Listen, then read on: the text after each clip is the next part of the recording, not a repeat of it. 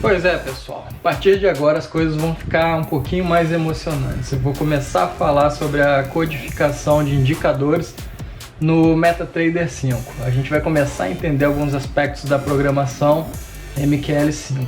Eu vou dividir o vídeo em duas partes. Essa primeira a gente vai tratar sobre a base, eu vou dar um exemplo de codificação bastante simples para que vocês tenham entendimento. Nos vídeos seguintes a gente vai falar um pouquinho, eu vou demonstrar como codificar a VWAP e também como que a gente pode trabalhar para manipular as cores do candlestick. Isso aí pode ser uma mão na roda na hora de programar o Expert Advisor. Então vamos lá. Bom, não vou nem perder muito tempo falando sobre a instalação do MetaTrader 5, porque já tem um monte de vídeo tratando sobre esse assunto na internet. E a parte operacional também não tem muito mistério. Acredito que quem já chegou nessa altura do campeonato já conhece um pouquinho a ferramenta. Nesse exemplo aqui eu já carreguei o gráfico do ativo do WDO, que é o mini contrato de dólar.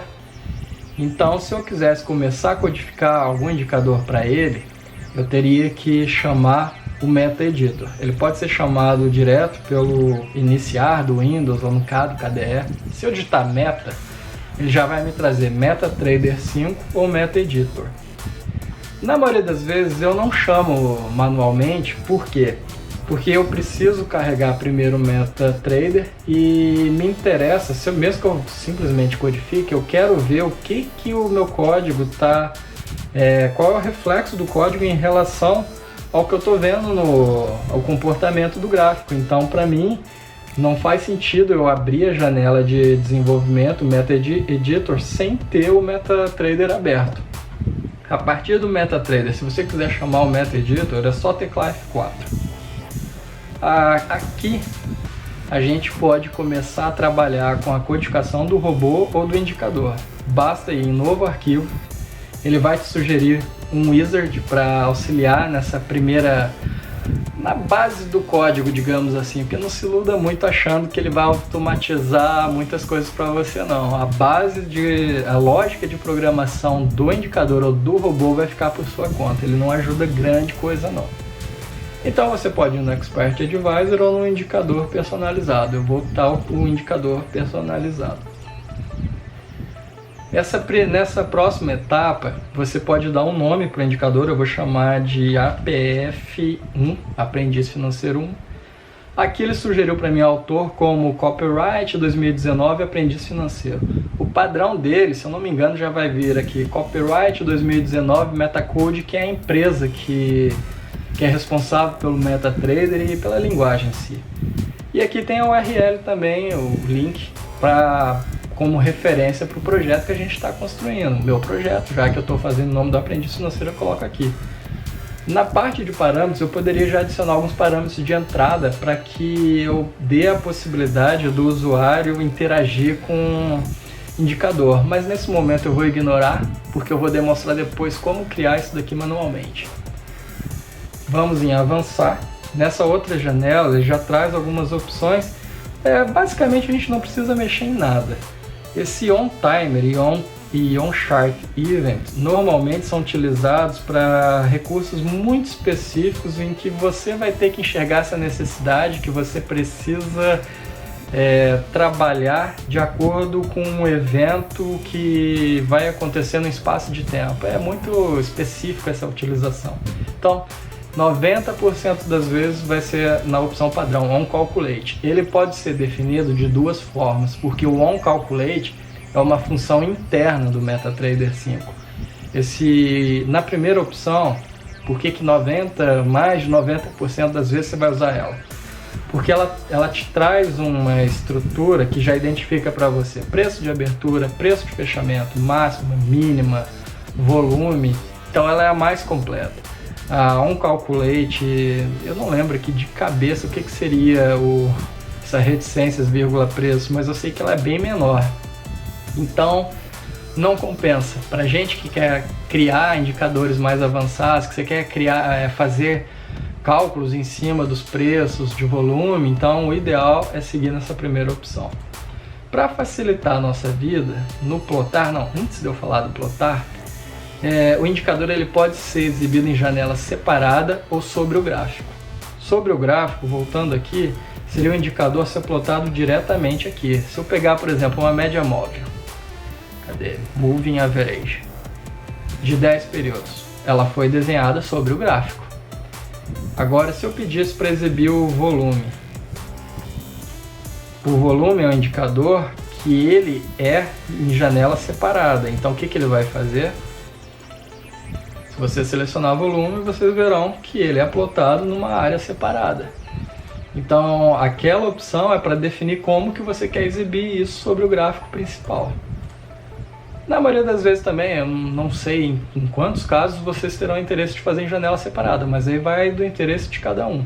Para facilitar um pouco a nossa vida, a gente pode pedir, nessa opção de plotar, para ele já começar criando uma etiqueta com o nome de Label 1, e ela vai ser a representação do que a gente vai plotar. Eu quero plotar um gráfico de linha, então eu vou manter que o tipo, eu vou deixar a etiqueta apelidada como Label 1, o tipo dela é de linha e a cor da linha vai ser vermelha.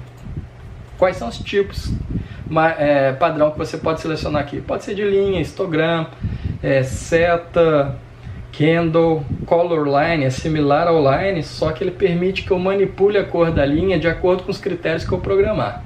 Mas a ideia é quase a mesma. E o color candles é o tipo que eu utilizei para poder manipular a cor do candlestick que eu demonstrei no meu robô. A mudança de cor do candle é feita pelo indicador. O robô olha esse indicador e vê como que ele vai atuar de acordo com essa mudança de cor. Por isso que eu falei no início do vídeo que o indicador ele pode ser uma mão na roda para o robô, porque eu só peço para o robô olhar para o indicador e eu só me preocupo com um código mais específico da negociação. Então diminui a minha preocupação, porque eu separei a base da lógica para comprar e vender, eu deixo no indicador. O robô simplesmente segue o que o indicador falar. Mas isso aí vai ficar para a próxima. Vamos concentrar num exemplo bem simples aqui. Eu vou pedir um exemplo baseado em... Eu vou plotar uma linha de cor vermelha e aqui já dá para finalizar.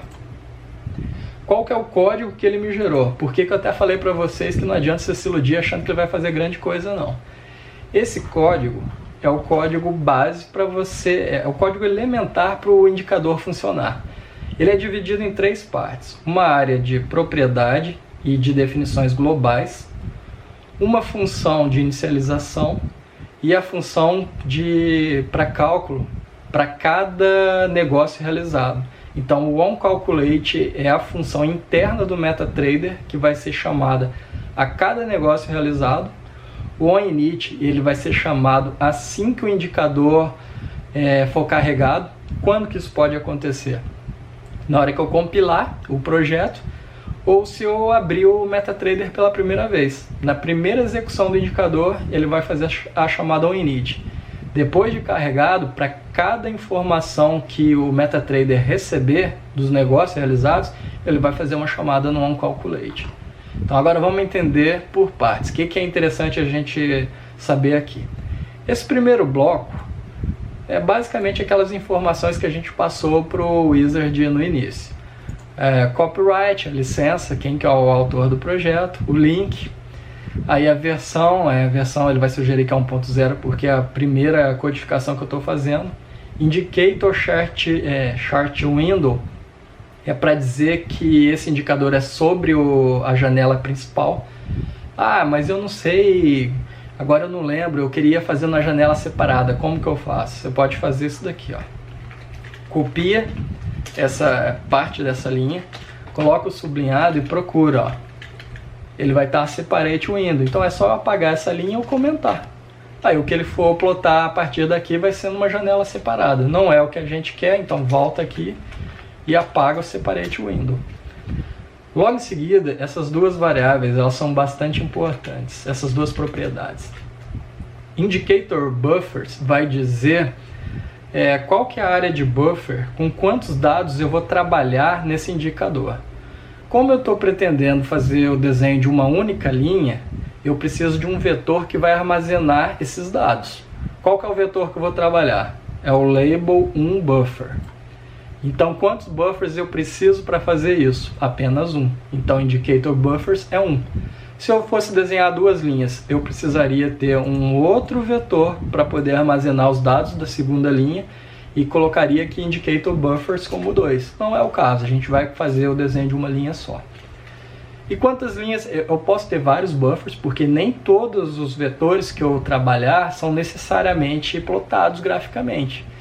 Então eu poderia falar que eu tenho uns, sei lá, uns 10 indicators buffers, mas quanto que eu vou realmente plotar? 3 linhas, vou fazer 2 linhas e uma seta, mas nesse exemplo, para a gente começar, para não criar confusão, porque eu acho que eu já assustei vocês em vídeos anteriores, basta colocar indicators buffers 1, indicators plots 1, indicator plots 1, e em seguida, nesse property seguido, é a definição, é a característica do que vai ser plotado. O que diz que é uma linha? É esse indicator type. Ah, mas eu não lembro quais são os tipos de indicadores. Eu vou ter que chamar o wizard de novo? Não, você vem aqui, copia também, começa a digitar draw. Aí ele vai falar, ó, arrow, não sei qual que é a pronúncia, color candles, que seria para manipular a cor dos candlesticks. E cadê o... Pode ser o histogram, pode ser a linha. Então vai depender do que você quer fazer aqui. A cor, mesma coisa. Ah, eu não lembro de qual que é a cor que eu vou trabalhar. CLR tem todas as cores aqui, ó. Ah, eu quero red, color red. Tipo de linha, é uma linha... O estilo da linha é uma linha totalmente preenchida, então o estilo é sólido. E qual é a espessura da linha? Ah, eu quero uma linha mais grossa, eu quero que ela apareça mais. Porque lembra quando eu fiz na média móvel padrão dele? Ó, moving average, olha a espessura. E se eu quiser uma linha mais grossa? Eu posso mexer na espessura. Por aqui mesmo, no código, posso falar que é 2. Então ela vai ter 2 vezes aquele tamanho. No onInit eu preciso inicializar, eu preciso fazer um vínculo dessa área de buffer. Aqui eu coloco assim, setIndexBuffer 0, porque eu estou trabalhando, quantos buffers eu tenho? Eu tenho 1. Qual que é o primeiro na linguagem de programação? Qual que é o primeiro índice na linguagem de programação do MQL5? É 0. Eu falei no vídeo sobre algoritmos, que o primeiro índice em linguagens como C++, C Sharp ou no caso do MQL5, ele começa em 0. Então se eu tenho um único buffer, o primeiro é 0. Se eu só tenho um buffer, ele é representado por label um buffer, e eu só tenho uma área para ser plotada, então toda a definição do primeiro gráfico ela vai ser feita pelo número 1. Se eu tivesse duas linhas, eu ia colocar label 2, type 2, e mudar a cor, por exemplo. Mas como a gente vai trabalhar só com uma, eu teria feito isso daqui, eu teria feito 2. Aí teria copiado isso tudinho aqui e colocado o número 1 também. Não é do nosso interesse fazer isso agora, então é só 1. Há outras formas de fazer isso daqui, via código direto mesmo também dá para fazer, mas eu não vejo muita vantagem em fazer isso. Deixar indentadozinho. Então aqui eu vou associar que o vetor label 1 ele vai armazenar os dados do indicador e representa o primeiro buffer. Por tabela, se eu só tenho um buffer e eu estou dizendo que é um indicator data e esse vetor representa ele, então todo o meu gráfico de linha vai ser desenhado por essa variável. E o bloco onInit a gente faz inicialização de variáveis, eu poderia zerar outras variáveis aqui dentro, eu poderia fazer chamadas a médias móveis, usar aquele IMA, existe também o IOBV, que são funções externas para eu poder ter acesso a outros indicadores, que eu posso usar eles aqui para poder manipular a cor do candlestick. Foi isso que eu fiz, falando bem a verdade. E aí quando chega no onCalculate, é aqui que todo o cálculo acontece, é aqui que a mágica acontece. O que ele me traz? Rates total é o total de barras. Prev calculated são quantas barras foram calculadas até então. Time é o horário de criação da barra. O open é o preço de abertura, high o preço máximo, low o preço mínimo, close o fechamento. As próximas informações são de volume e spread. Agora, como que eu faria para percorrer todas as barras e mandar, por exemplo, desenhar a linha de acordo com o preço máximo? Primeiro eu tenho que identificar o que eu posso fazer para poder percorrer todas as barras. Lembram das estruturas de repetições que eu falei no vídeo de algoritmos? Então, nós vamos recorrer a ela. For, que é para. Vou declarar uma variável uma variável que vai ser um contador. Eu quero que ele vá de 0 até rates total, que é o total de barras. E eu quero que ele incremente de 1 em 1. Então ele vai contar de 1 em 1. Por isso que eu estou falando que o i é 0, enquanto o i for menor que rates total, e vai ser de 1 em 1. Se eu quisesse que ele percorresse de 2 em 2, eu poderia fazer i mais igual a 2. I mais mais é a mesma coisa que I igual a I mais 1. I mais igual a 2 é a mesma coisa que I igual a I mais 2. E I mais mais significa que o I está incrementando de 1 em 1. Como eu quero percorrer barra barra, eu vou usar essa notação. Então abre chaves para dizer que todo esse bloco que eu vou escrever aqui agora, ele está dentro desse laço, está dentro da estrutura de repetição. E qual que era a variável que representa a linha? Label, um buffer, na posição i, recebe high i. O i vai variar do 0, que é a primeira barra, até a última conhecida. Então só com esse código aqui, ele já vai fazer uma linha de cor vermelha sobre as máximas. Querem conferir? A gente manda salvar, compila. Volto de novo para cá, agora eu tenho que adicionar um indicador, APF1. Vejam que ele fez o desenho da linha sobre a máxima. E se eu quisesse passar isso para a mínima, é só trocar para LAW. Aí confere de novo, agora ele fez nas mínimas dos candlesticks. Se eu quisesse na metade do candlestick, basta eu fazer a média da máxima com a mínima. Então é high I mais low I dividido por 2. Aqui você pega, salva. Tem um outro detalhe agora de programação que a gente precisa ter muito cuidado. Por questões de performance, a gente não deve deixar esse laço começando sempre em 0. Por quê? A primeira vez que o programa é carregado, quando esse onCalculate for chamado também pela primeira vez, o que vai acontecer? O prev-calculated vai ser 0. Então ele começaria, por exemplo, do prev-calculated de 0 até o total de barras. Só que para cada negócio que acontece para o MetaTrader, essa função é chamada. Então na próxima, o prev-calculated não é mais 0, porque ele já calculou.